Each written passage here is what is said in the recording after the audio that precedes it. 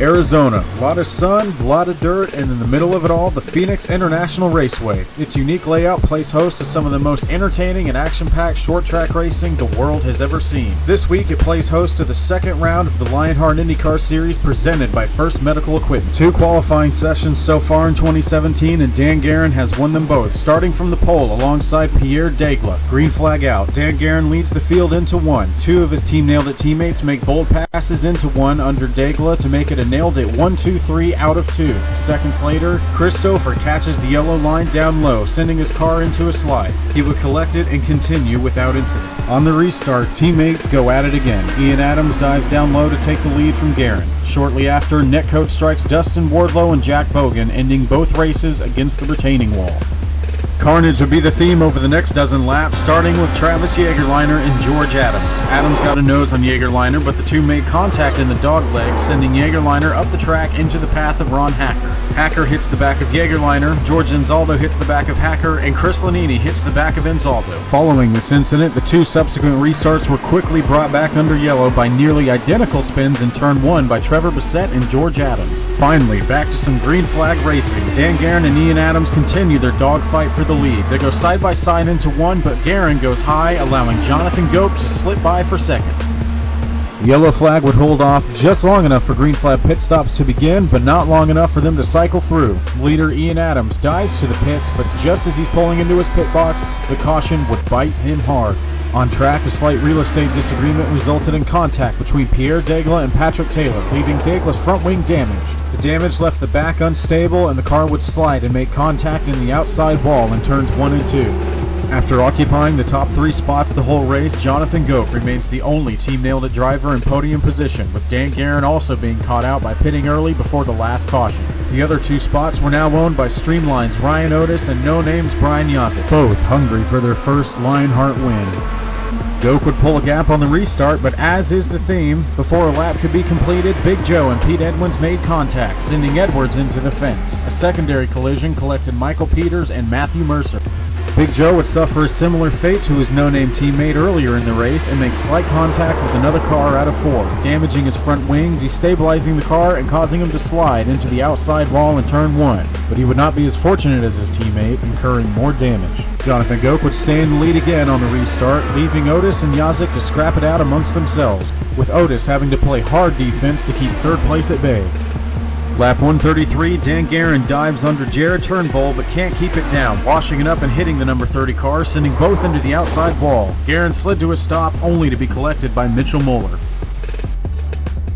Approaching 10 laps to go, Bradley Walters, exiting the dogleg, moves up the track, making contact with early leader Ian Adams. The contact sent both of them into the outside wall, ending both their races.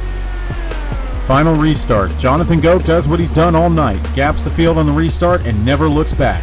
Ryan Otis would inch his way closer, but it wouldn't be enough.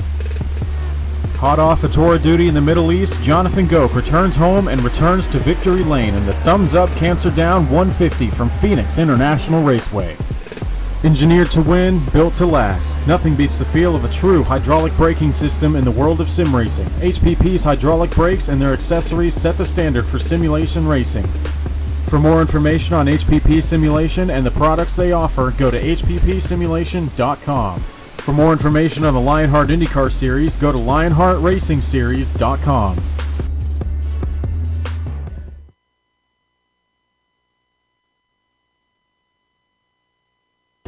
The lights are off and away they go.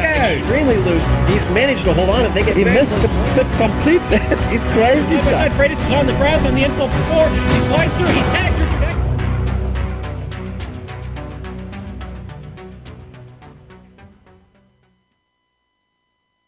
For these drivers, it isn't about the largest purse in Lionheart history, it's about keeping the memory of Dan Weldon alive. Any one of the 42 drivers can win, but to do so they will need speed and determination. Rookies must battle hardened veterans, and all must conquer an assortment of roads and ovals. On the inside, can he make it stick? He loses momentum. No, he cannot make it stick. Race pulls ahead. There's nothing they touch. The winner is going to be Big Joe. No, it's Stouffer. I called him wrong. He's going to try to close the door out of pit exit, and I think he has to move.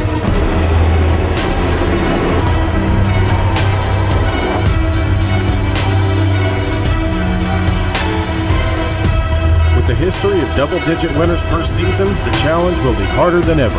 Which one will ultimately be crowned Lionheart champion? You're watching the Lionheart IndyCar Series presented by First Medical Equipment, the premier American open-wheel championship on iRacing, exclusively on GSRC.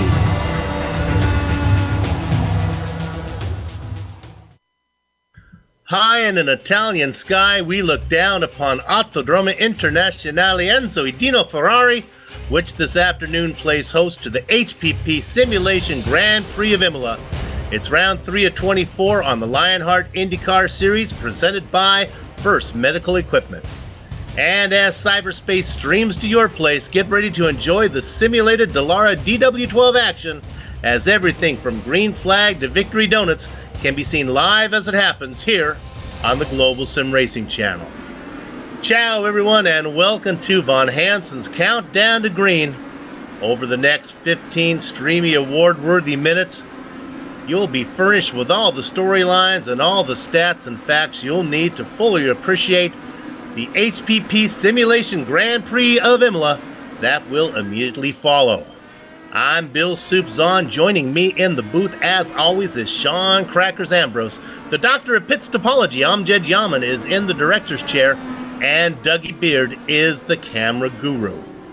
This is the first visit for the Lionheart Series to Imola. Over the last 2 weeks, many league members have been getting familiar with the track. I think Sean's got a hold of one of those drivers right now. Sean? I have, Soup. I've caught up with the old racing kangaroo, Michael Gray from Australia. Buddy, tell us a little bit about Imola. I know this is a favorite track of yours. Where are the great passing opportunities here? Well, first off, Sean, benvenuto.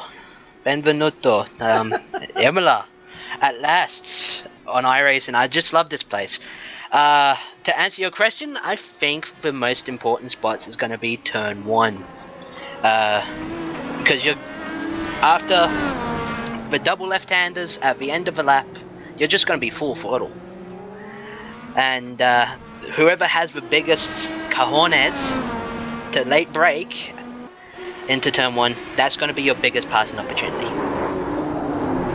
Okay, so that's where all the action's going to be tonight. It's down in turn 1. Okay, so what are the biggest challenges for a driver here over the 33 laps that we're going to see tonight?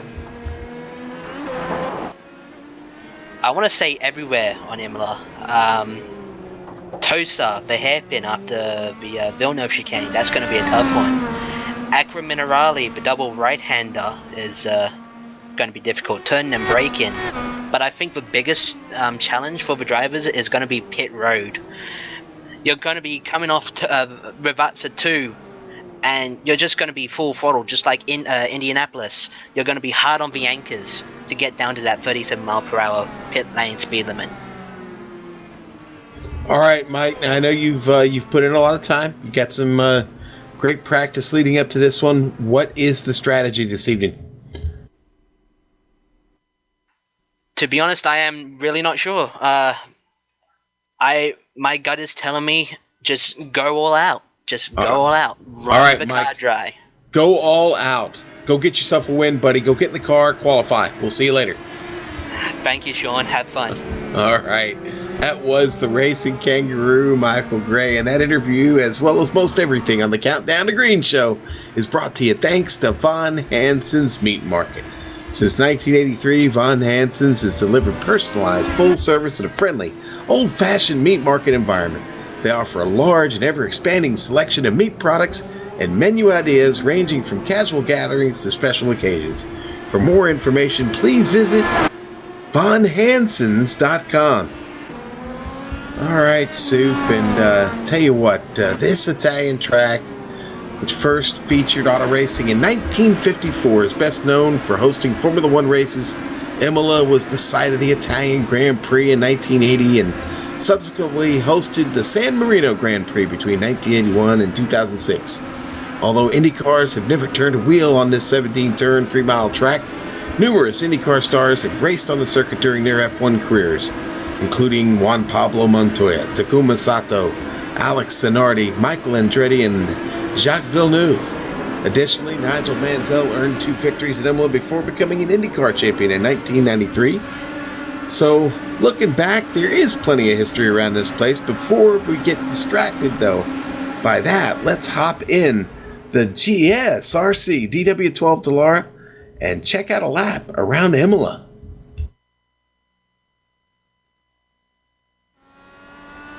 All right, we've got Amjad Yaman in the GSRC DW12, so let's do a lap around Imola. Across the line, you can see the front straight isn't entirely straight, making passing a bit difficult, but this is still the best corner for it.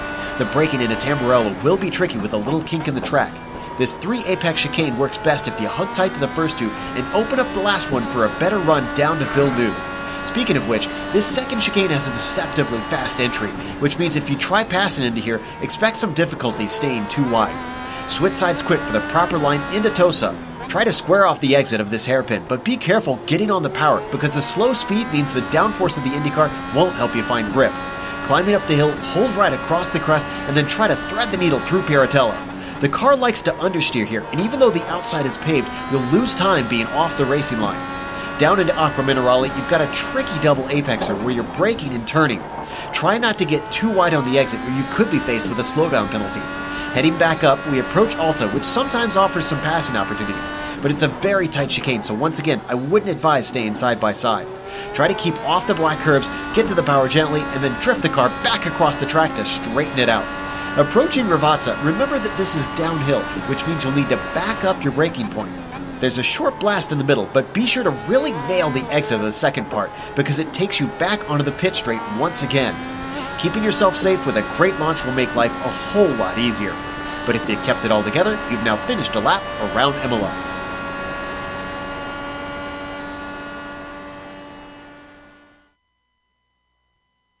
Amjad Yaman behind the wheel, and behind the mic was the runner-up finisher in the Western States Sock It To Me Competitive Knitting Championship, Joe Peak, talking us around Imola. Now it's my turn to talk us around the point standings. After 2 races, Adrenaline's Andrew Havakech Kinsella held station at the top of the chart, but gaining on the rookie was Streamline's Ryan Otis, up 7 spots and now only 6 behind the leader, but Otis is not here tonight. Another Adrenaline driver, Tony Schowen, his best finish so far this season was the 5th at Phoenix, and that result pushed Schowen up 3 spots to 3rd. Blue Bayou has Brandon Limpkeman in 4th, swapping positions with the Racing Kangaroo, Michael Gray of #NailedIt. The top 5 drivers are the only drivers to never finish outside the top 10 so far this season. You know, a win at Phoenix made #NailedIt Jonathan Goke the big mover, up 18 positions, now in 6th. Now, to say something is off the chart usually means something is good, but a pair of ovals that opened the season has not been kind to the defending champion Jake Wright, who is off the chart, which in this instance is not a good thing, sitting in 22nd. This road course could not come any sooner for him and might cure what ails him. Moving to the team championship, Joe Branch, Tony Schowen, and Andrew Vasella won the day at Phoenix for Adrenaline Racing, earning 142 points. Team #NailedIt scored 136 thanks to Jonathan Goke, Michael Gray, and Dandy Dan Guerin to finish 2nd for the day. That 6-point swing, the 6-point difference between those 2 teams, was enough for the 2 to swap positions, but the interval is just 3 points between them. Losing more ground to the lead is the defending champs, No Name Racing. Streamline moves up to 4th, followed by AGR to 5th. Making room for those 2 teams was Blue Bayou, falling 2 spots to 6th. Dragonfly, Controlled Chaos, and Area 51, Sean, rounds out the chart. All right, let's look at the Rookie of the Year standings right now, and it sees Andrew Kinsella there at the top. No big confusion there. Ryan Otis in 2nd, Michael Goodman there 3rd, 4th going to be Dustin Wardlow. Sitting back there in 5th, James Paulson, Travis Jägerleiner there in 6th suit. Now, listen, this is going to be a great battle to watch because several of these drivers in this Rookie of the Year championship are really good road drivers. Look out for Goodman, look out for Otis, Kinsella, Wardlow, Paulson, Jägerleiner, to name just a few of those guys. But that top 6, they're all great road drivers. Now, let's take a look at the Manufacturers Championship, the big money, baby. Toyota, all alone up top, but guess who's closing? Here comes Chevy. Just 9 points behind. Mazda hanging in there. They fell down a couple, but they'll be back up there with 270 points. Now, the Blue Oval hasn't made any ground yet, but don't worry. Early days here. Mercedes still in this hunt. Honda's still very much in it as well. Tesla got a lot of work to do, but I think they'll find some energy late here in this championship soup. We'll see. That was probably a bad pun. Anyway, let's go with the I had you. let's go with the Sim Money Championship. Now, this is a little something different we're doing this year, and it's a great system they're doing. It takes everything into account: winnings, entry fees. It's a virtual fantasy money system, if you will. Okay, and right now, Andrew Kinsella, the big winner and leader in the points, is sitting up there with $241,500 for Adrenaline Motorsports. And as you go through, you see there is a nice tight battle there, second through fifth, and then go back a little bit here. Dan Guerin there in sixth. Dan very fast here at Imola. We could see some money pick up tonight for Dan Guerin, Soup.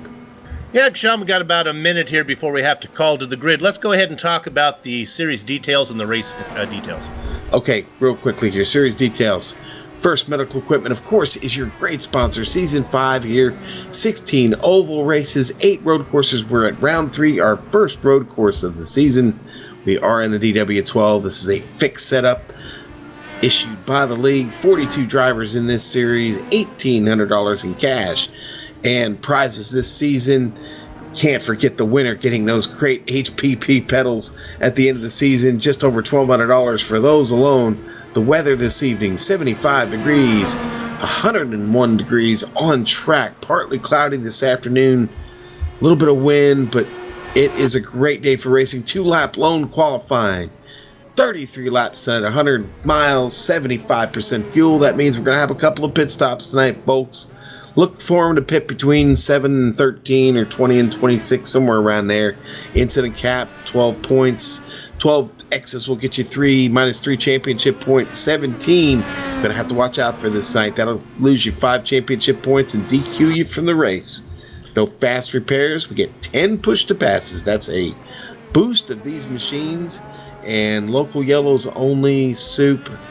Let's have some fun. It's just about time to go, baby. Qualifying just about done, and of course, when it's time to go sim racing, nothing beats the feel of true hydraulic braking system from HPP Simulations, designed and manufactured in the USA on state-of-the-art CNC equipment. HPP hydraulic pedals and their accessories set the standard for simulation racing. For more information, please visit hppsimulations.com. And now let's patch into the public address system. Go trackside.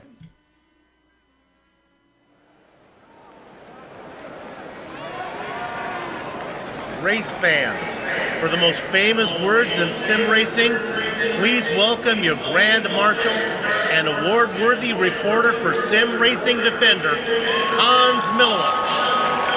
Drivers, grid your race cars. Qualifying's all done, so let's run through the grid. On the pole, it is former champion, or defending champion Jake Wright, and the racing kangaroo, Michael Gray. Sean? All right, Travis Jagerliner and Dan Guerin. Wow, I can't speak all of a sudden in row 2. Row 3, Michael Goodman and Brian Yazik. All right, Dustin Wardlow, Andrew Kinsella on row 4. Closing out the first overlay, James Krahula and Jason Robarge in row 5. James Paulson, Ian Adams, row 6. George Adams, no relation, in the Baker's Dozen spot. Ron Hacker outside of him. All right, and Pierre Dagla and Tyler Turnbull in row 8. Scott Bolster and Jonathan Real Think Goke, 17th and 18th. All right, Jason Galvin, Rory Collins, rounding out row 10. Hidden Blackjack, Chris Stouffer and Tony Showen in the double deuce spot. Brandon Lemkeman and George Anzaldo. Patrick Taylor in the quarter century mark, Joe Branch in 26th. Row 14, Big Joe Hassert, Ed Tutwiler. Vincent Bluthenthal and Dave Barber in the 30th spot. All right, and we go back from Dave Barber. It's going to be Jared Turnbull and Chris Lellini tonight. Chris Lellini making his 50th race. Congratulations to him. Matthew Mercer and Bob Micas back there did not put in qualifying time, Sean. Pete Edwins and Robert Bluen, 35th and 36th. And then the final 3 spots, Michael Peters, Jack Bogan, and Michael Moeller. 39 drivers' names on the entry list. See how many of those drivers are actually out there. Moeller is out there, as is Bogan, Peters, Bluen. All right, let's talk about in-car cameras here. We'll see if we can squeeze those in before we get to the green flag. Sure, let's look here real quick at Dustin Wardlow in the Dragonfly Racing onboard camera. We'll be riding with him tonight. Dustin with a great qualifying effort, and we'll be on with him, like I said, from time to time. Michael Gray with the Race Center onboard camera this evening. And that's a nice shot from the front row there. And then we'll go to Matt Mercer in the Lock Precision onboard camera. Soup, our focus driver of the week. We'll keep an eye on him. He's going to be starting in 33rd position right now. He was 32nd in practice. So good luck to him. And they're beginning to roll. Now, it is a short pace lap around here, ladies and gentlemen. This go through 14 and 15. That'll put them out onto the main straightaway, and we'll get this 33-lap race underway. The first road course of the season. Couldn't come any sooner for Jake Wright, who has been struggling on the oval so far, but right now he's feeling real comfortable on the pole. He is shadowed by the Racing Kangaroo from Australia, the only driver who's racing off of the North American continent, and that, of course, we are talking about Michael Gray from Australia. Pace car has pulled in, gives the control to Jake Wright, who gets a great jump. Gather up the chickens, take cover behind the cows, because the horses are out of the barn. Jake Wright leads the stampede into the first corner. We'll follow along. Look at the battle for second as they get very close down in there. Looks like second position is going to go to the Racing Kangaroo, Michael Gray. Jägerliner and Dan Guerin get it sorted out, but fighting with him is Brian Yosick. Guerin is going to get the spot for fourth. Yosick drops into fifth. Wow, super lots of action on track already. So far, it looks clean. I don't see anybody off into the grass so far. They start to make some tight moves through Tosa. Everybody single file. A little battle going on back there with James Paulison, Ron Hacker in a battle for 14th spot. Hacker's going to get that position. They're still clean back there, Sean. Yeah, they are. Galvin in a really good battle right now. Just cleared the pack of Tyler Turnbull. Ron Hacker got himself up to 14th. Meanwhile, 2 cars have begun to pull away. Jake Wright, and doing his best to hang with him, is Michael Gray. They seem to be the cream of the crop right now. As we're looking at Gray, we're right on board with the Racing Kangaroo. He's in second. He's opened up quite a distance. He's got about 8/10 of the second lead. No, it's more than that. My goodness, it is about 2 seconds back to Jägerliner. On board across the line there in the Race Center onboard camera, Michael Gray. Good first lap. As they come across, let's read you the top 10. Wright, Gray, Jägerliner, Green, Yasick, Goodman, Kinsella, Rabarge, Adams, and Wardlow. For a clean first lap, I think everyone's got to be happy with that. Remember, local yellows only, so there are no full course cautions to gather these guys up. You look there at our director had the best battle, really back 4th, 5th, and 6th. That's where it's really exciting. It's a nice, about a 6-car train back to 8th position. Jason Robarge and his familiar Rainbow Machine, the caboose in that second train. Sean, 9th position. If we want to go back to it, let's drop back one more spot. This is really tight here. This is Adams and Dustin Wardrow. Yeah, let's go on board Wardlow and that Dragonfly Racing onboard camera. They're heading up the hill here into the right-hander, into this chicane. Look at the drive that the Dwarves the Candy Meister gets out of that corner. I think he's going to get the move as they go down into 14. He's going to have the preferred position. Let's see if Ryan Adams tries a little rhinoplasty, and he cuts the nose off of Wardlow. Wardlow backs out. Yeah, big fun up there. Here he comes more time as they're heading down the straight. Wardlow spies, Wardlow tries. I'm sorry, it's Adams making the move. Let me have that right again. Wardlow gets it done. I had it right the first time. So Wardlow gets the pass made. He moves up into 9th, drop Ian Adams back to 10th. Soup Jason Galvin still on the move, knocking down positions. Just picked up another one in Tamburello, and he's digging right now as they head through the hairpin. Galvin, the hard charger, up 6 spots so far. Yeah, 19th. and that car just pulls away from the rest of the field as he heads up the hill.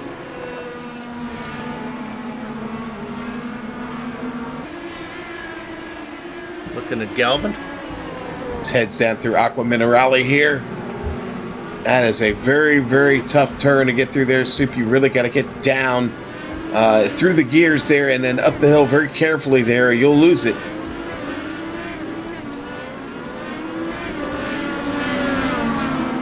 Go, and you can see that I have to update my paints here because I'm not showing him. I'm still showing him. What do you got? Dan Guerin off the track just out of Rivazza. He loses it. Let's look at the replay out of Rivazza 2 here, Stoop. Looking forward. If you found it, go ahead and talk about it. I haven't been able to find it yet, but he is falling back. Yeah, just coming out of Rivazza 2 there. It's a very easy thing to do. If maybe you get on the power a little bit too much there. It looks like that might have been the case. Poor Dan loses several spots there, back to 9th. Loses it to Yasik, gonna lose a spot to Goodwin, to Kinsella, Robarge. So close. Wardlow he gets didn't wreck the car. Yeah.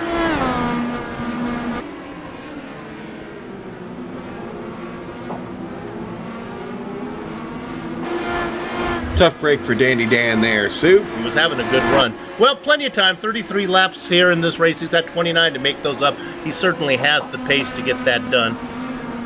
Dan Guerin qualified in 4th, so he should be able to pick off a few.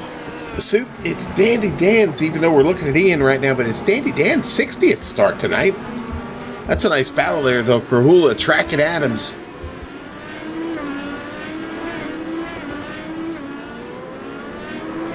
Yeah, well, let's go ahead and while we're looking at that, let's,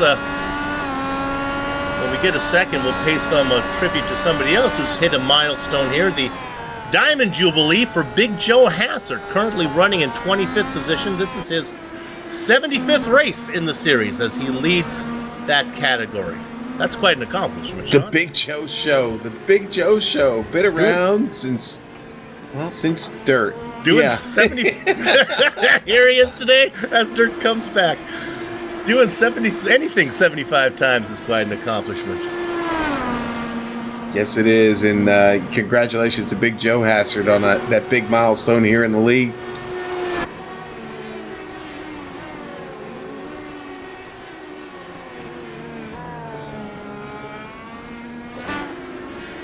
John, we're going to put up a graphic here for you. Feature one of our drivers right now. Yeah, a little something new we've got here for the series. Got our featured driver here, Ron Hacker, debuted at Sonoma. This is his 53rd race this evening. No, I'm sorry. Did I get that wrong? It's his 33rd race this evening. My bad, I can't read, guys. He's had 12 road course starts. Best has been at Watkins Glen with that 6th place finish there in season 4. Ron certainly having a decent start right now, and you know what? I got to work with Ron in practice some here, and I got to tell you, he is awful fast. You know what he is, though, is he's very consistent. And a couple of breaks here, good pit strategy. He could find himself in the top 10 in no time at all. To be honest with you, Lionheart, we'd like to try out some new stuffs here in this series. If we have a new toy, we certainly like to use it. This is where we test it out in the Lionheart series. Thanks for watching us. We work through some, always excited to try to do whatever we can on the broadcast to make it so interesting. Right now, we'll have to break out all of our toys, Sean, because somebody who's really stinking up the show, and apologies, but Jake Wright is out ahead by 3.5 seconds. The Racing Kangaroo, Michael Gray, doing the best he can to keep this thing interesting, but Wright is really on rails today. And you know, Sean, without Ryan Otis being here, it really shows you how good he is. We have Adams with an issue. Oh, look at this. It's Ian Adams. Wow, certainly a favorite in this race. Ian Adams, you're going to see here on camera on the replay. That was James Krahula that got into him going around. Now watch Adams get loose, and this is Krahula that Motley Krahula just clips him and turns him over. Now I don't know how hurt Krahula's car was as he kind of scooped him over there. Let's see here as we ride on board with him, Soup, on our replay. Hard to tell. Okay. A little bit of wing damage. He's got some wing damage, yep. Good news is he should be able to deal with that maybe and then get... That's a pretty fast repair, right, Sean, when they come in to get that wing clip fixed on a pit stop? Yeah, and the question is, yes, they can get that wing replacement. It doesn't take long at all. Now, the question is, how long can he continue to drive with that, stay at speed? I think he's going to be okay there. We'll see how closely here Galvin closes on him. Here comes Galvin and George Adams now. And we're looking there at George Adams. Another driver with trouble. Wow, we're right on that there, talking about Galvin. There's George Adams coming to the picture, and he loses it. Whoa. Yeah, that's... Tamburello bites again. He loses about 3 spots, going to fall back in behind Tyler Turnbull and Goke. Paulson gets by as well. Clearly not the day to be named after a president. Clearly.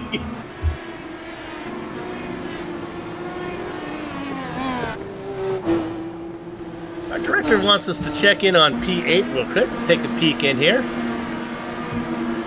This is Robarge is out in front of Dan Guerin. Now remember, Guerin had that mistake, but his car's still healthy, so let's stay on this a bit and see where he wants to run down Robarge.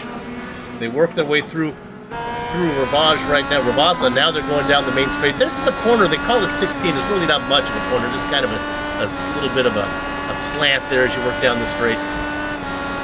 Right, and technically they're coming up on turn 1.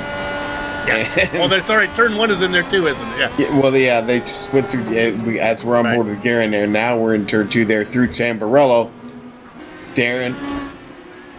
Oh, James Krahula already coming into the pit. Now we do know that wing was damaged a little bit. Okay, there's 26, 26 to go. We figured a stint was 13, so in theory, he's good to go with one more stop from here. He is, and wing repaired. So the timing maybe not too bad for old James Krahula there.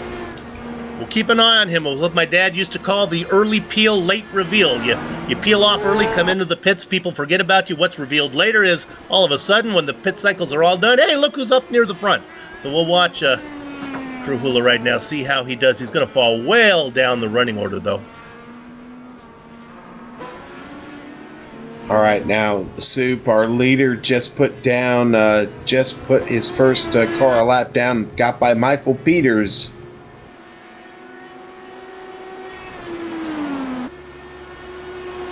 Still showing, it looks like 36 cars still on the lead lap. That is correct, yes, sir. I'm showing Robert Bluen as the last car out there, running right now in 36. On the lead lap, last car on the lead lap. We still have other cars out there. 3 cars are 2 laps down, Peters, Adams, and Edwin. Boy, I gotta be honest with you, I am a little surprised. Oh, Brandon Lemke with trouble. We're going to get it on the replay for you, Soup. He has that trouble. It looked like it was just out of... That was in turn 16, the ones we just talked about that don't really matter. Yeah. It was right out of Ravazza, and then he comes right in the pit after that. Limped the car across the track. Why did the chicken cross the road? Well, in this case, to get into the pit, see if he can get some repair done. Yeah, the wing got beat up on that. He does get a new wing, and he is out and away.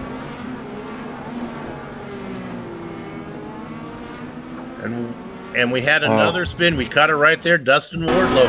Yeah, victim of the sausage curb there, I'm afraid. The sausage curb eats him up. Poor Dustin Wardlow. You're going to see him hit it. He was running in 7th position. Yeah, look at that. Terrible, terrible break there for Dustin Wardlow. Doesn't beat up the car, but loses so much time. Drops 2 spots. Now let's go up to 7th spot because we like to put finishing chapters on some of the stories we talked about. We saw Guerin was behind Robarge. Well, now he's got around Robarge, and now he also just got around Wardlow that put it into the alfalfa. So move Dandy Dan up to 7th spot.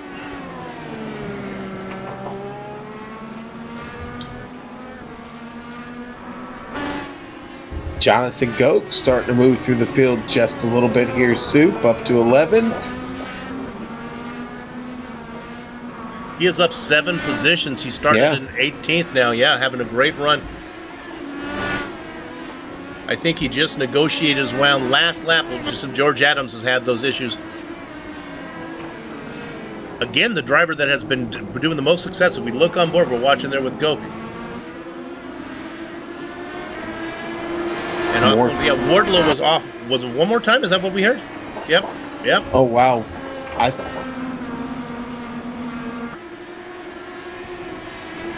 Yes, he might know his chocolates, but he's not having a sweet time of it right now as he is falling down the roster.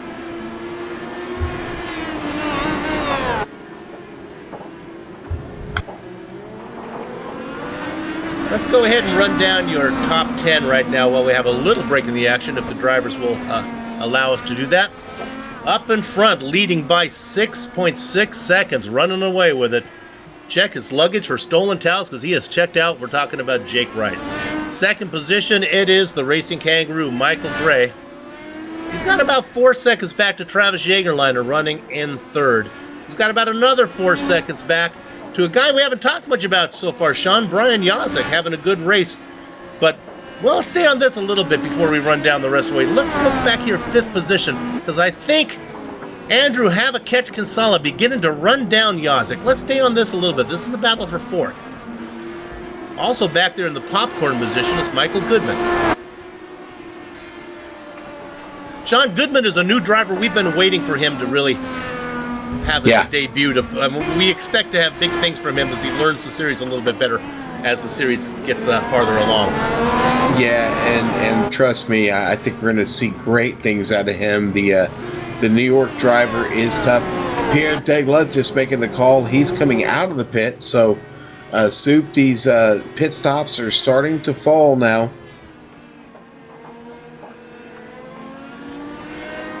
A little bit of conversation going on. I think a little apology to Dave Barber, who must have got caught up with some driver exiting the pits. It's good to see Dave Barber here. Of course, he's an accountant. It's a busy time of the year for Barber Financial. Tax season and all. Nice to see he could squeeze in the race and the practice time. Brian Yazek in from 4th position has made the pit stop, we believe. Yes, he's in right now. Yazek is in. Sean, they're all coming, aren't they? Yeah, several are, but I'll tell you what, the ones that have stayed out, there's a very intense battle going on between Dustin Wardlow and Jason Galvin right now as they head down into Tamburello. Remember, Galvin is our hard charge. He's picked up a few positions thanks to pit stops. But actually, it's 10 spots right now. But look at this. Dustin Wardlow is faster if he can just keep his car on the gray part of the simulation and not the green. Dragonfly Racing on board camera and Dustin Wardlow. You can see ahead that Galvin is back in his familiar KGET blue and gold colors. Michael Gray just making the call. He's coming in, Soup. Gray pitting from second, but right now, this battle that we're working, this is Goke, Galvin, and Wardlow. It's really about, now we're looking here at, we're on with Gray as he comes into the pits right now. Ooh. Boy, when he came into pit lane, Sean, he really, let's hope he doesn't get a slowdown penalty. He was really fast getting in. He was almost to the point he looked like he might have got a piece of the wall there coming in, but you see Jake Wright pulling in there. Our leaders is in her well.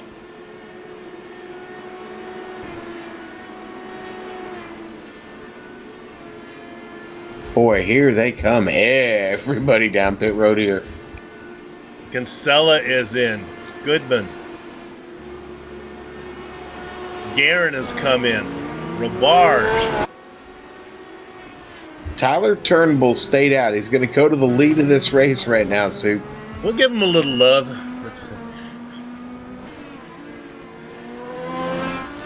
Right now, Cinderella out in front. Tyler Turnbull leading the way. Turnbull started 16th, all the way up to the front. We believe he could be there for a little while.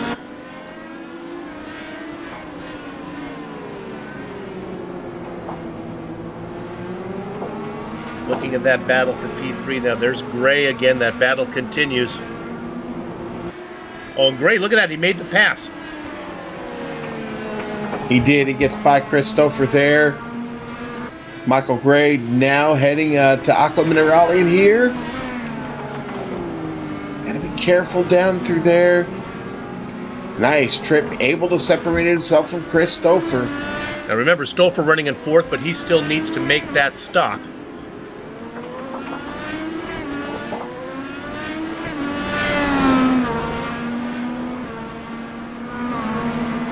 Meanwhile,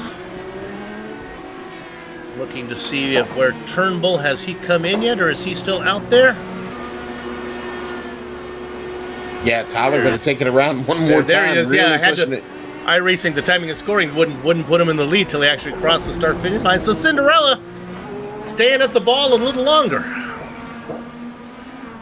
About 3.2 seconds on Jake Wright. Sean, go ahead. No, I was just going to say nearly identical pit stops for Jake Wright and racing Kangaroo Michael Gray there. Lionheart gave us some rules with dirt being released today on iRacing. It's been a busy time for the platform. A lot of people coming in to see what dirt is like, and they wanted to make sure the GSRC knew what was going to happen if for some reason the sim crashed. Looks like we're going to get this in. Oh, going off track right as Tyler Turnbull. Was that our leader? Tyler is in the sand now. Yep. Yeah, Turnbull off turn. Oh, and he's taking a toe. Oh, maybe Cinderella stayed too long at the bar. At the ball, did she miss curfew and run out of fuel?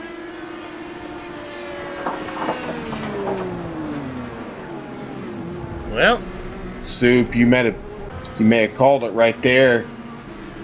That DW12 turned into a pumpkin, I think. I want to say it was 12.9. No, don't get me lying. But he was pushing it real close. Yep. Yeah. Hope it was worth it. I was trying to remember my fuel numbers right now. Oh, Dustin Wardlow is off the track again. Oh, just before Variante. I don't have a good angle on it from my camera. I can't tell if because he went right under the trees. He was behind Galvin. Oh.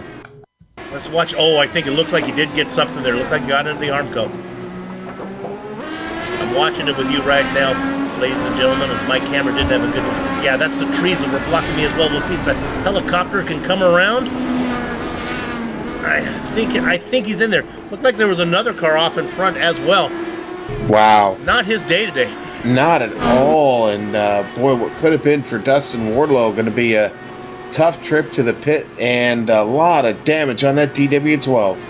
He's been fast. Not only going to hurt him in the points, going to hurt him in the simulated money column as well, as that's going to cost a few simulated dollars to get that car repaired. Absolutely. Yes, sir.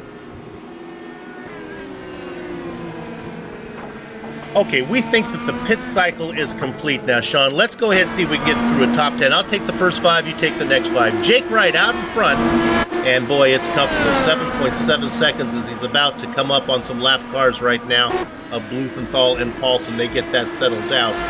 Second spot, racing back there, is Michael Gray. We've talked about him. He's comfortably in second, 3.5 seconds ahead of Travis Jagerliner, who's got about 5 seconds lead back to have a catch Kinsella. Andrew back there racing in 4th position.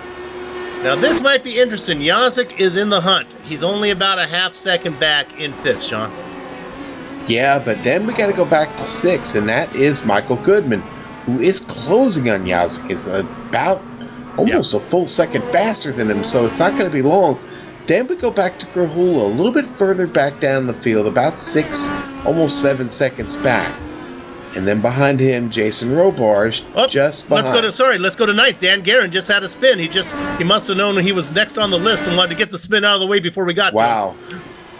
Yeah, and poor Dan loses it there in Tamburello. He can join the list of guys that have had trouble there into that first chicane, Soup. I don't think he lost the spot, though. I think he got passed by a lap car of Robert Bloom, but he did an excellent job. Yeah. Did an excellent job of recovering from it, but he is not under threat from Robert Bluin, but Bluin is right behind him now. But he does lose that precious time. That puts him to 9th. 10th is going to be the charging Jason Galvin as we got back to that top 10 rundown there. Yeah, I don't know how long that's going to last either, because here comes, look at this behind him. This is George Adams really hounding Galvin right now. They come out of 11 and 12. Now they're heading down. This 13 is really not much. It's a little bit of a turn.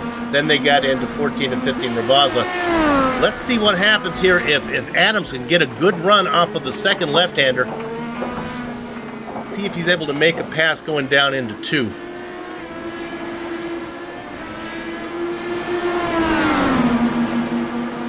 There's the first one. Here we go. Now, this is where we want to watch what happens. Oh, I like it, Sean. Let's see if he can get in the toe and see if he can get this done going into Tamburello. Here he comes. So good. Yeah, but Galvin's been so good through Tamburello tonight. You see Adams have to give right there. Just gives up, lets him have the position. Yep, I apologize. I was a little bit behind there. I was still looking at the replay, but yep. We'll stay on that, though, because I think it's going to happen one more time.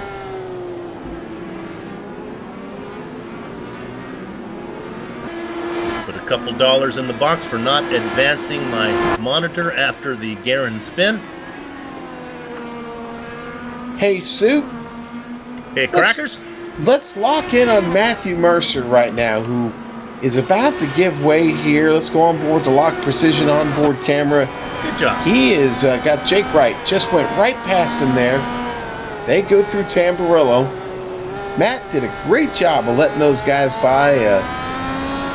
Jake had just gotten by there, and Jake also just in front of him is James Paulson, who a little bit of trouble early, has recovered well, but still down 16 spots. Let's stay with our leader right now, because this is a nice battle for 25th. Actually, Mercer was in this as well. There was a battle for 25th, 6th, 7th, and 8th right now. Right up front is Big Joe Hassard, Patrick Taylor, and then James Paulson. This is the 3 cars that Wright has to get around. And these guys have been fighting for quite a while. It's a good battle going back out there. Leading the train right now is Hassard. Yeah, and now, Soup, we did miss this. I happened to catch it, but we're in the middle of something. Big Joe Hassard and Patrick Taylor hooked up earlier, right here, on this very same spot on the track. Taylor getting into the back of Big Joe, and they both suffered a little bit of damage. It took that pit stop to get them back in good shape, but Big Joe's starting to pull away. Now he's got Jake Wright separating them. Yeah, Wright the buffer. I think Hassard now be able to get a little distance between the guys who are chasing him.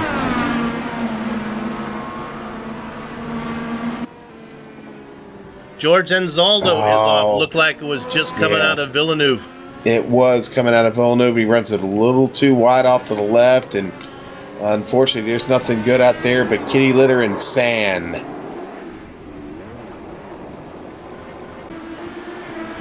He recovers. Live now. And almost gets into the back of Jack Bogan. Ouch. Anzaldo was running in 19th spot. He's fallen a spot back. He had to give up that spot to Linkemann, who now takes Brandon, moves up into 19th.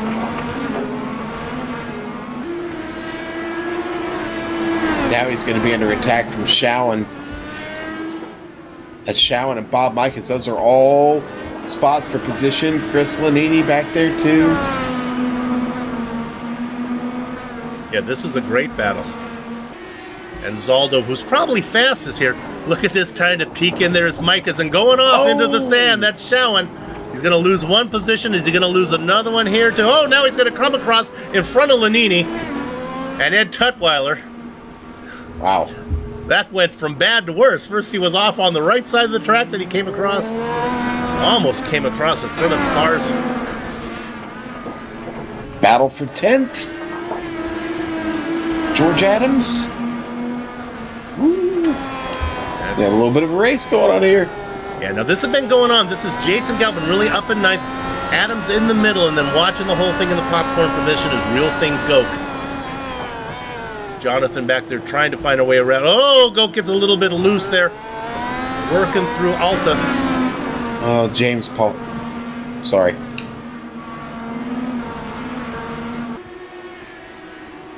We watch, we're looking here at, let's stay with them now. They come around, here they come around this. Look at the kind of drive. Let's see what kind of drive that Adams can get here.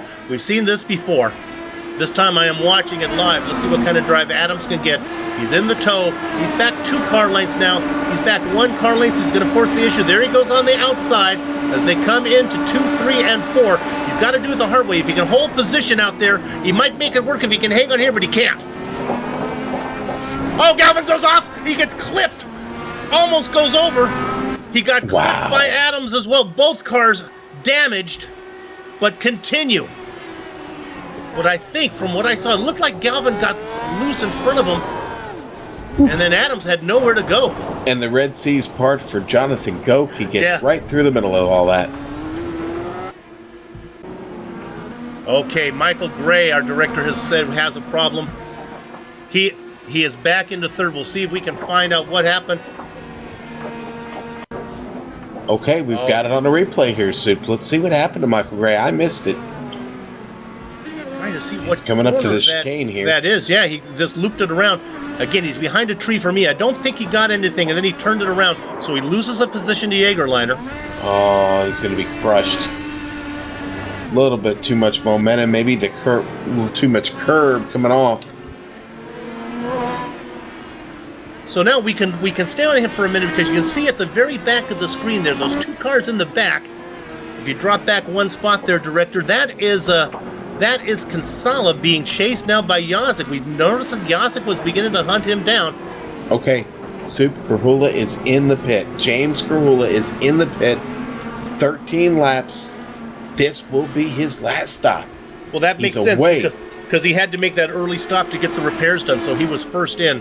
So, yeah, now he just needs to make sure he has enough to get to the end from here, but we think he's good. Of course, Jason Galvin's in. Turnbull might have a different attitude about this, but I think he was trying to go 14, and that just didn't work.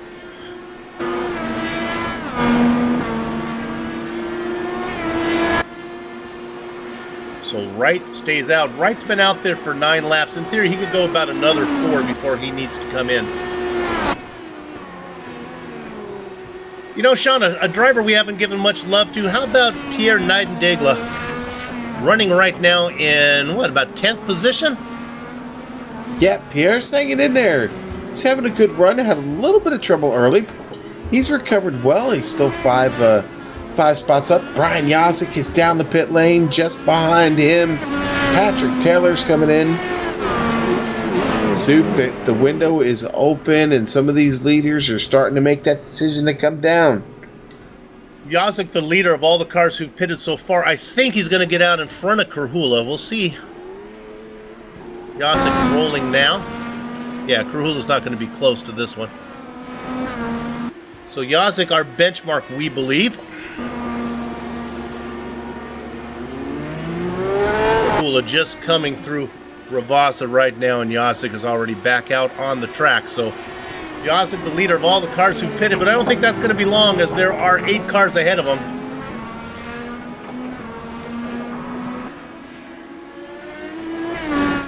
Jake right now with about a 9-second lead over Travis Jägerliner. You know, we saw Jägerliner, Sean, yeah, he's not going to win, but I think he's got to be happy with the rookie picking up a second spot here. You know what? I would not count this Streamline Motorsports driver out. Soup, Jake still has to put in the last 11 laps of this race, and anything can happen here at Imola. Jägerliner's been fast over these past couple weeks in practice, and boy, I think this was his plan going into this evening, and he's looking awful good. Michael Gray was gaining ground on Jake Wright when that happened, when he lost it there in the chicane, and it cost him so much. He's now over 5.5 seconds behind Travis Jägerliner, and Jägerliner, quite frankly, starting to reel in Jake Wright just a little bit. He was a little bit faster on that last lap. Absolutely. Keep an eye on that one. He's not playing around. I'll tell you what. Goodman back there in 5th, so basically he's all alone on track by himself right now. He's having a solid drive. It's exactly where he started, and get through. He's still got this pit stop to go, and so far so good for the New York driver. Another rookie there having a great run.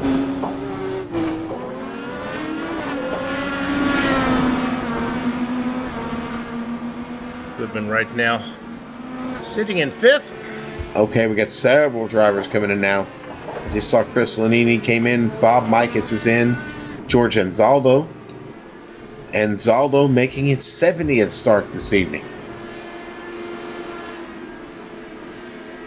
Bob Mikus there, just in front of George Anzaldo. Bob Mikus in the Von Hansen's meets. Andrew Kinsella is in suit. Leaving we're looking at Goodman, Wright, Jägerliner, and Gray still yet to come in. Rabarge also yet to come in. Kinsella now in and rolling. He's hoping to get out in front of Yazik. Let's see if we can pick up Yazik. Yazik just out of Ravazza, does not pit.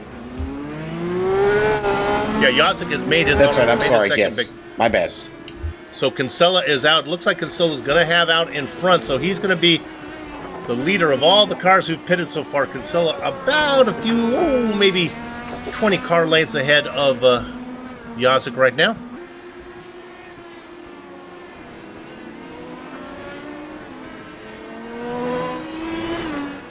Boy, you know what, Soup? I estimate about 9.5 laps left, and the focus required here over these 9.5 laps. It's going to be fun. Bob Mikus is making his way through the field after that pit stop.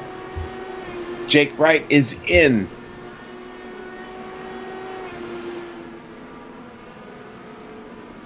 Ray is in as well.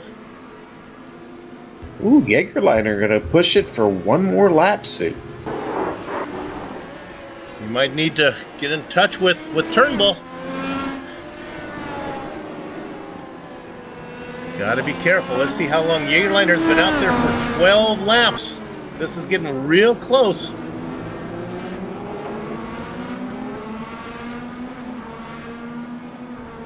Everybody has come in. Ed Tutwiler is still only one stop. Is Tutwiler still... Ed's notorious for saving fuel and being one of the last cars to come in. He is still on the lead lap, running in I have him in 11th spot for Ed Tutwiler. Pierre or does he have to make that spot? Yeah, go ahead. Pierre Degla's in the background there. He just had a close moment. Jonathan Goke had gotten off the track. I think it was back in Villeneuve. And coming back on the track, he almost got into Pierre. Pierre had to make an evasive move. Just avoids him. I believe Pierre came on the radio in shock. I'll just leave. I think it started with an S.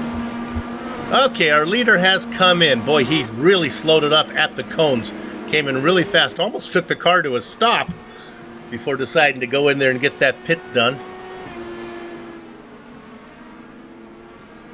Our Jake Wright now just going through 14, going through Ravazza, so he'll be coming out onto the main straight. We expect him to get that. The question is Michael Gray going to be able to get Jägerliner? Jägerliner in his box now, beginning to roll. Jake just going by, waves at him from the straightaway. Jägerliner coming out. Where is Gray? Gray's on the straight right now. Don't know if he's going to have enough time to get there. He's stuck behind. Look at this. It's Kinsella. I apologize. Kinsella running in third. Yeah, that's a legit pass. So look at this. Now making a move on the outside, trying to get that spot back that he lost during the pit cycle. That is, that was Michael Gray. My gosh. He's right up on those Von Hansen's meat sausage curbs. All right, that made me LOL right here on the broadcast. Nice one. That was almost a win for the sausage curb there. Michael Gray able to gather it up, but loses a little bit to Kinsella. But watch out, Andrew Kinsella, because it looks like the kangaroo is hopping right along in your mirror. He is a-coming. So, yes, he was. Keep in mind, Gray was running in second until he made a mistake. That cost him a spot to Jägerliner. Then the pit cycle cost him one as well. Kinsella, boy, Gray really had a bad one there. He's going to lose a ton of time.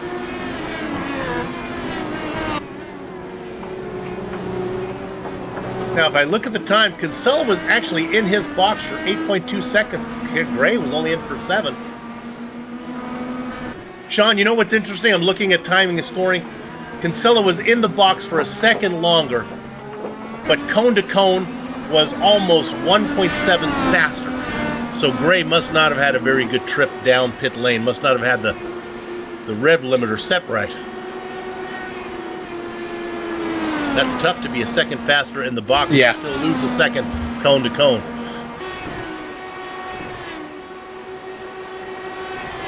Galzik, I think Galzik's got pretty good pace right now. Well, he better.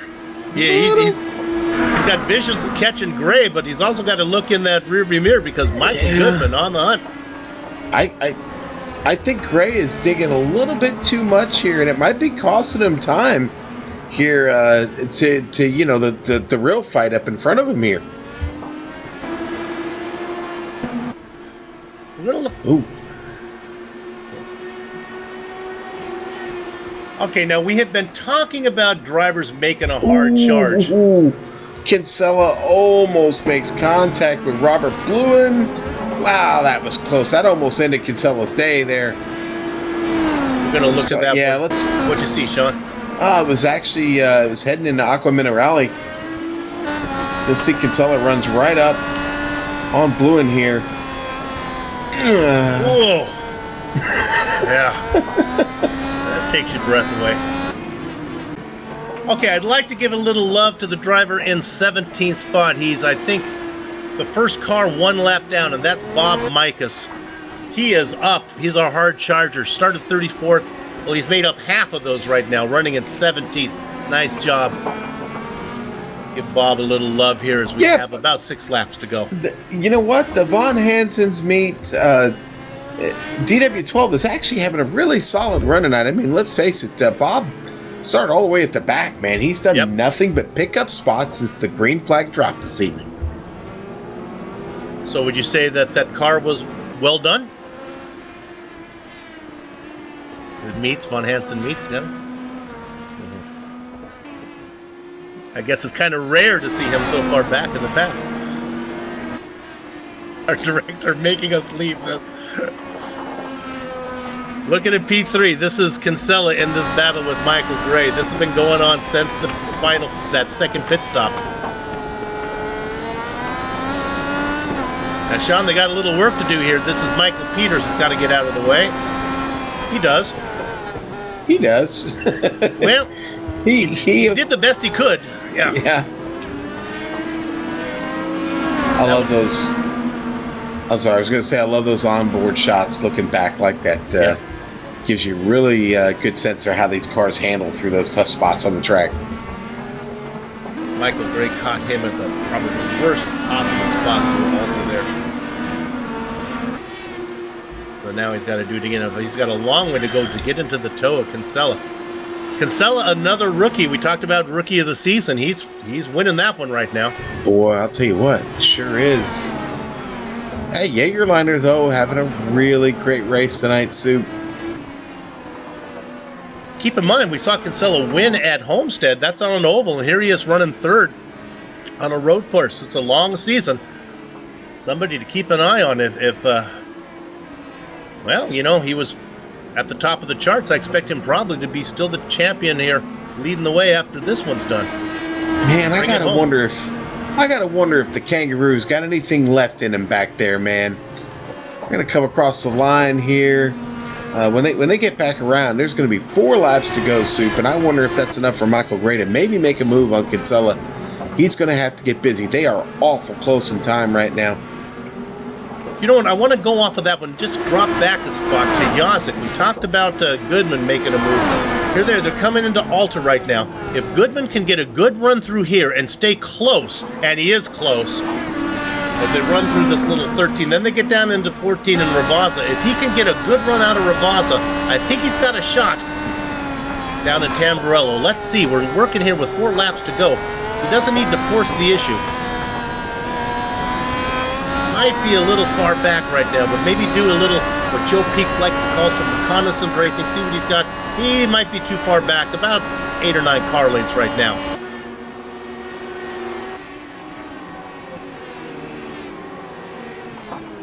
The problem is, Sean, you can get there on the tow. The tow will get you to Tamburello in time, but if they take that defensive line, you really don't have an angle to get the pass made.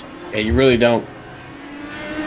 And Soup, being that this is the first time that the Lionheart IndyCar Series has been to Imola, you know, history is being written this evening. This is the first for everything here. And I also think Jake Wright, if he can bring it home here with 4 laps to go, I think he ties Jesse Vincent as career wins. I think if I remember right, this would be his 11th career win, which would put him in a tie for forever. You are absolutely correct. Pretty good on that. I did that off the top of my head, huh? You did. Very good, sir. And I'm verifying it now, but you're absolutely right. That would tie him with Jesse Vincent for the career number of wins. I think I did my homework before this race.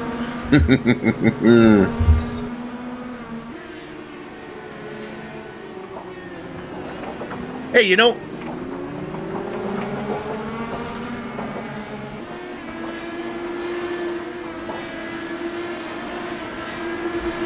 gonna see nothing there.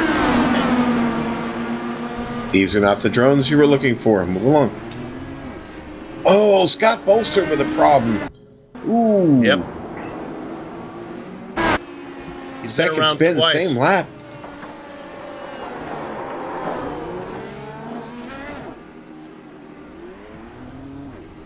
Does that right in front of Pierre Degla. Oh, and you know what? I think Degla did get some of that, Soup.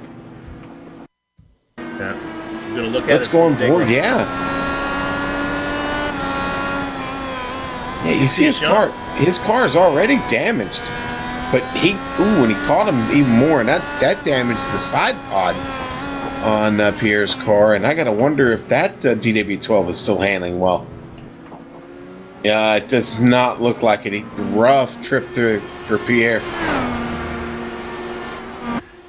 Hey, last week we did a trivia question. I'm going to slip this in real quick for all you viewers on YouTube. Here's your trivia question this time. We're going to do it as an answer like Jeopardy, so give it in the form of a question, and it's going to be, the answer is the most successful Italian-born driver in USAC Kart, IRL, or IndyCar Series history. That one should be kind of easy for you, a little bit of a trick question. Remember to give the answer in the form of a question. Kind of channel my Alex Trebek as we have 2 to go. We'll give you the answer to that one at the very end of the race. I think Pierre Degla might have just hit that 17X. Actually, I was still following him. Oh, no. Yeah. He was running in 11th on the lead lap. He is gone now. He had an off track in Villeneuve. You know what? He probably had it calculated how many he needed, and he didn't plan on picking up whatever he got from that contact, and all of a sudden he got real close to the danger zone. Yeah, he spins. You're going to see on the replay here, spins Villeneuve, and he's gone. And there are still lots of cars racing out there that are still far enough that he's going to fall back. Lots of position. We're going to look at this battle for 5th position. Well, Yazik trying to put it out with a lap and a half to go. Michael Goodman chasing, bringing the fight in that Ford EcoBoost DW12. We've seen this before. Now they go through Alta, the little right-left chicane. This is a little closer than Goodman was last time. Remember, we saw this last time around. Now he's got the two left-handers and the white flag has come up.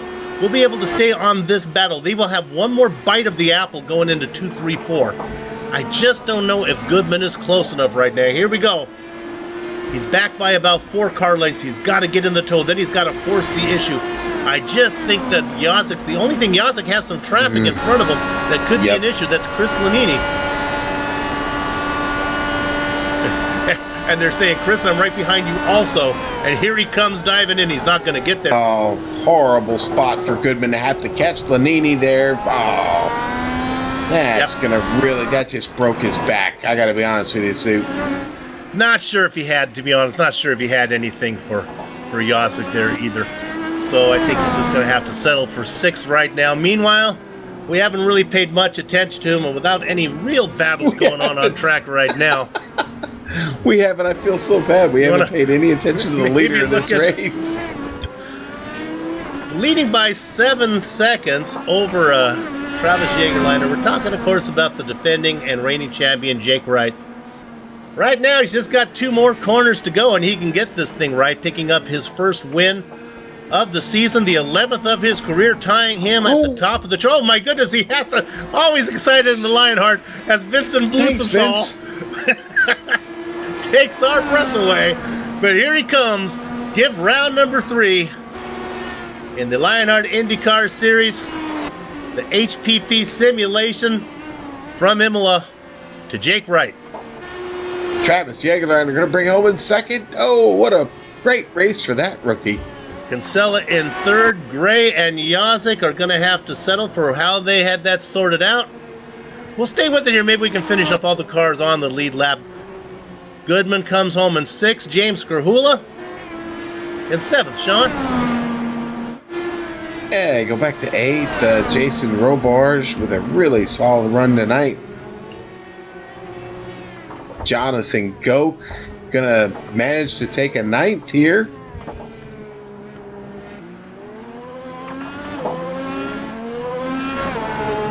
Oh, P11 on car on the lead lap. Sean, let's see what we see. This is Rory Collins. He cut the chicane. It's going to cost him a couple spots. Well, that's a bummer. He's going to come across in 12th, 13th, and 14th. Wrapping it up goes to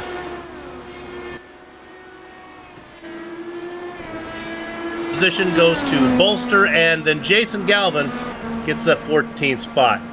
You've been watching GSRC's coverage of the HPP Simulation Grand Prix of Imola, and while the racing is over here in Italy, our broadcast is not. We're going to take a short break, but we'll return shortly to launch into the Lock Precision Rocketry post-race show, where we'll run down the complete finishing order, talk with the drivers, and check with Crackers to see if anyone on YouTube had our question to this round's trivia answer. No clicking.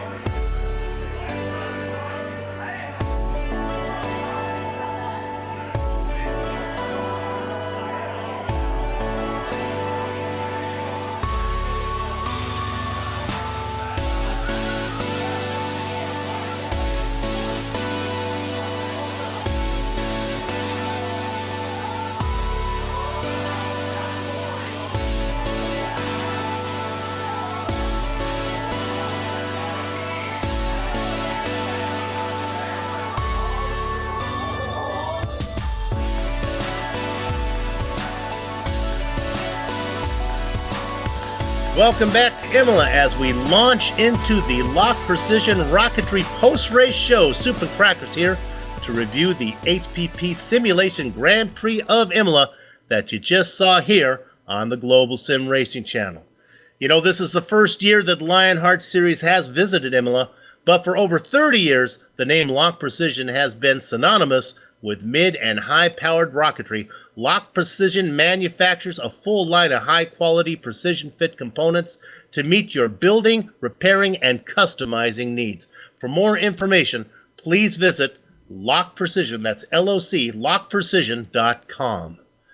Okay, let's go ahead and run down your finishing order here of round number 3 of the Lionheart IndyCar Series. He's been waiting for a road course, and he got it, and he took full advantage of it. Of course, we're talking about Jake C., the C stands for champion, right, as he is your winner here at Imola. Travis Jagerliner in second position. Andrew Kinsella, nice job from him as he finished off with that final podium spot. The Racing Kangaroo, Michael Gray, he was up as far as second, had some issues both on the course and in pit lane. He's going to have to settle for fourth. That's going to be a hard pill to swallow for him. Brian Yosick, Michael Goodman come home fifth and sixth. James Krahula, Jason Robarge, seventh and eighth. Jonathan Goke in ninth, and rounding out the top 10, it's George Adams. Sean? All right, and 11th is going to go to Chris Stouffer today. Up 10 spots to get it. Good on him. Rory Collins, another big mover, started 20th, finishes 12th tonight. Scott Bolster, 13th. Jason Galvin, not a bad drive, up 5 spots, will finish 14th. Bob Mikus, the big mover of the race, Soup, up 19 spots, will be happy to go home 15th tonight. Chris Lanini, another driver who moved up through the field 16 spots. He'll take that 16th place spot. 17th goes to Joe Branch. 18th, Eddie Tutwiler. Brandon Lipkeman in the First Medical Equipment DW12 will finish 19th. And Patrick Taylor going to round out your top 20. The last car one lap down finds itself in the blackjack spot, and that is Tony Showen.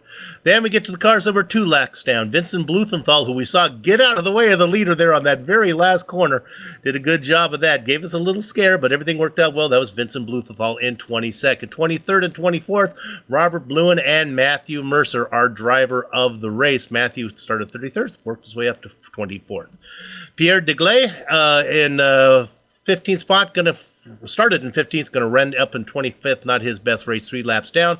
George Anzaldo, Jack Bogan, and Michael Peters in 26th, 27th, and 28th. 29th and 30th go to Ron Hacker and Dandy Dan Guerin. Boy, he had such big expectations. Not going to do very well today, Sean. He was 12 laps down in 30th. Yeah, I hate that for Dan. I know all the hours he put into practice in this track. Let's take the last few cars here. It's going to be Big Joe Hassert tonight. The Big Joe Show.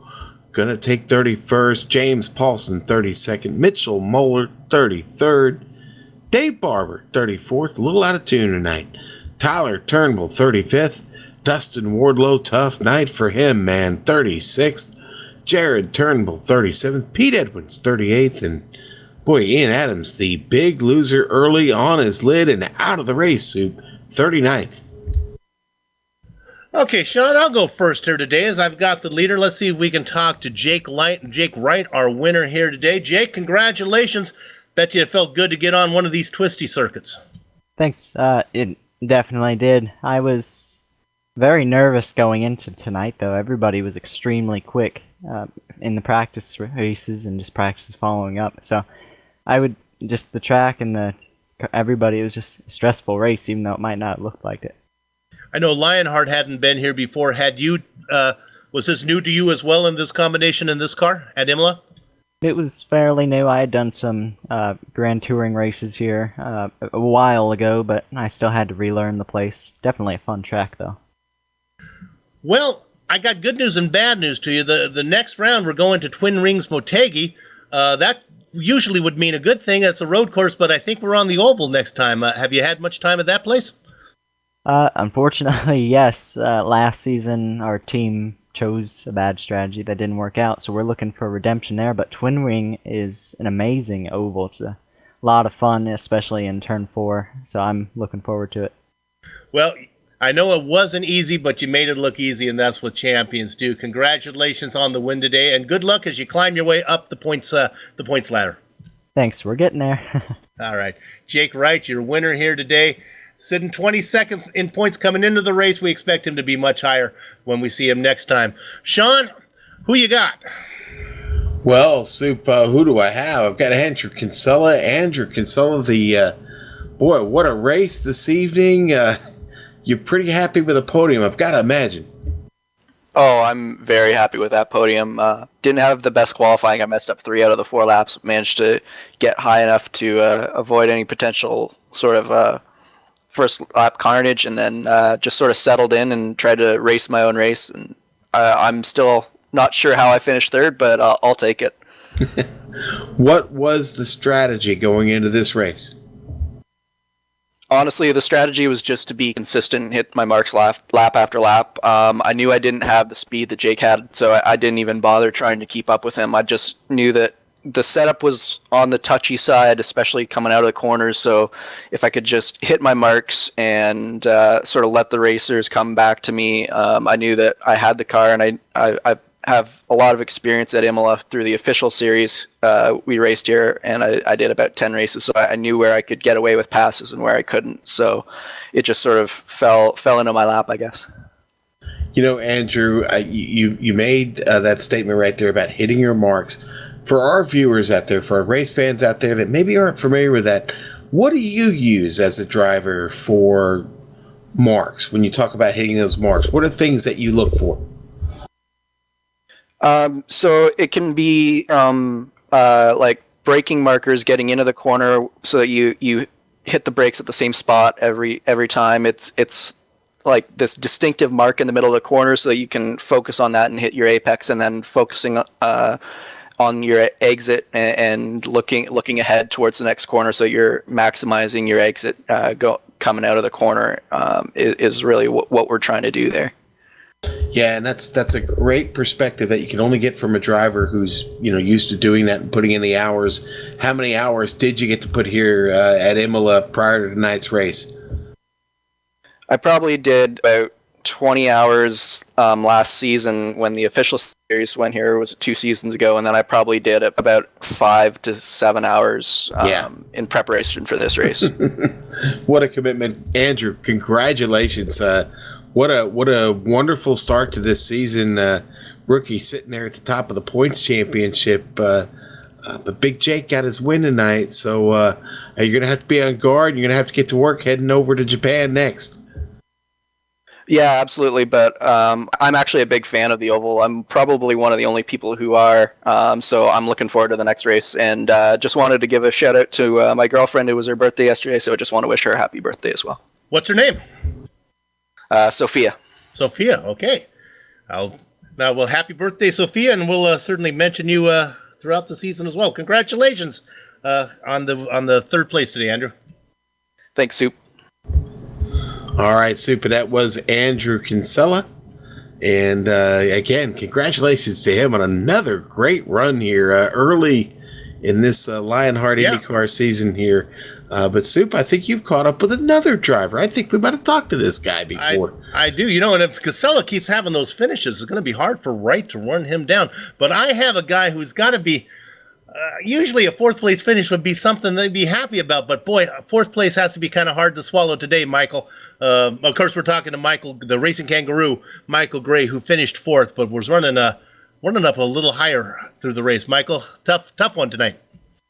Oh, yeah, very tough. Those curbs, I tell you, they just love to spin. And after around 20 laps, I was slowly getting back into the groove after losing a lot of time behind Jake in the first couple of laps.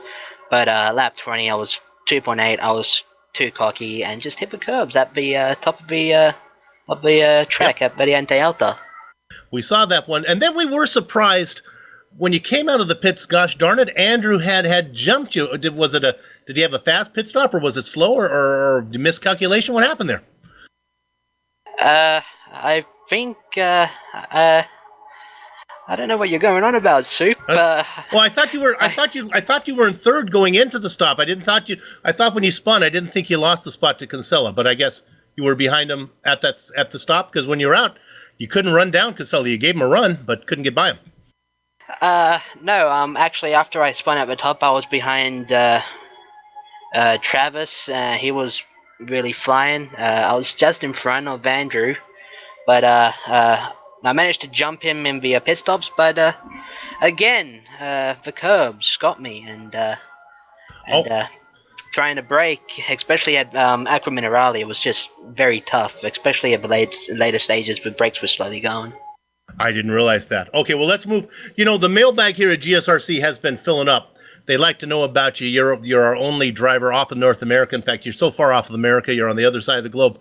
What they wanted to know what you actually do that allows you to race. What is it, like Thursday early afternoon where you are right now? Yeah, it's currently Thursday 3:00 in the afternoon. So are you a student or you're off on this day or on parole from killing your neighbor? I mean, you can make something up. If it's whenever I get into these personal questions, we always get in trouble. So, but what goes on that you're allowed to race at this time? It's for spiders. I got busted for killing a neighbor with a spider.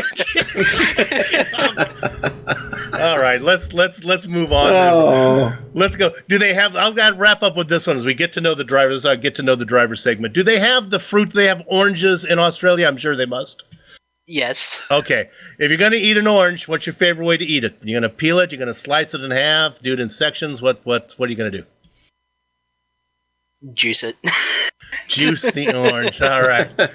There we have it. Okay, the racing kangaroo we get to know a little bit about. I'm still not sure why he gets to race on Thursday afternoon. Maybe it's best we don't know. Congratulations. Good luck the rest of the way. Thank you, Soup. Sean, I'm going to stop doing the up close and personal questions. They just never work well.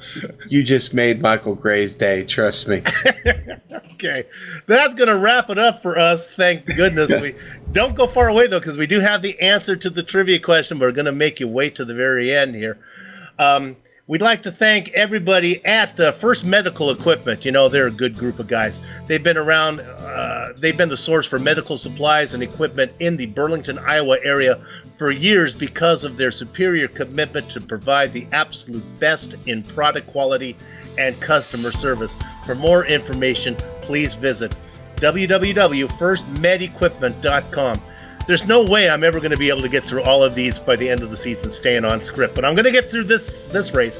Nothing beats the feel of a true hydraulic brake system in the world of sim racing, designed and manufactured in the U.S. I'm going to break it. Have you seen the commercial? If you haven't watched their commercial that we play and you still don't want to buy some of these, you need to go into your doctor and make sure that your T level is high enough, because man, what a great commercial. Let me start over. Nothing beats the feel of a true hydraulic brake system in the world of sim racing. Designed and manufactured in the USA on state-of-the-art CNC equipment, HPP hydraulic pedals and their accessories set the standard for simulation racing. For more information, please visit www.hppssimulations.com. Sean? Soup, I want to thank Von Hansen's Meats for getting some meat into our lives. Okay. Oh, we're in trouble now, man. For sponsoring the Countdown to Green, the new old-fashioned meat market and butcher shop. Now, can't forget about Lock Precision Rocketry. They sponsor these post-race shows. Remember, fly hard, fly safe, fly lock.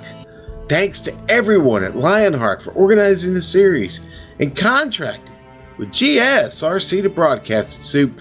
Special thanks to Michael Gray for sponsoring this race tonight. And hey, it's always fun when the league members step up and sponsor these wonderful races. And this evening, this one brought to you especially by him. Thanks to Michael Gray for this one tonight, the HPP Simulation Grand Prix of Imola. Soup. And to the company's equipment and software that you see on the screen right now that we use on the broadcast. The original music you heard on today's broadcast is thanks to Eric Eckelm and Casey Lalonde. See the screen for how to contact each of them. And the Lionheart IndyCar Series, brought to you by First Medical Equipment, will return in 1 week, April 5th, for the Quinn Motegi 150, 100 laps on the oval. GSRC will be there, and we hope you join us. If you'd like to find out more about the Global Sim Racing Channel, your best bet is globalsimracingchannel.com. You can also get us on Twitter at GSR Channel and Facebook/Global Sim Racing Channel. Now, as promised, we're going to give you the question to our trivia answer here. And again, the answer was the most successful Italian-born driver in USAC Kart IRL or IndyCar Series history. A little bit of a trick answer here, as of course the answer is Mario Andretti. Not sure if everyone knows that Mario was actually born in Italy, came to America as a young boy. Billy Mitchell got that one in the YouTube chat. Congratulations to Billy. All right, and now that we've got all that out of the way, it's time for us to go have fun storming the castle. So until next time, race hard, race clean, and we'll see you on the track.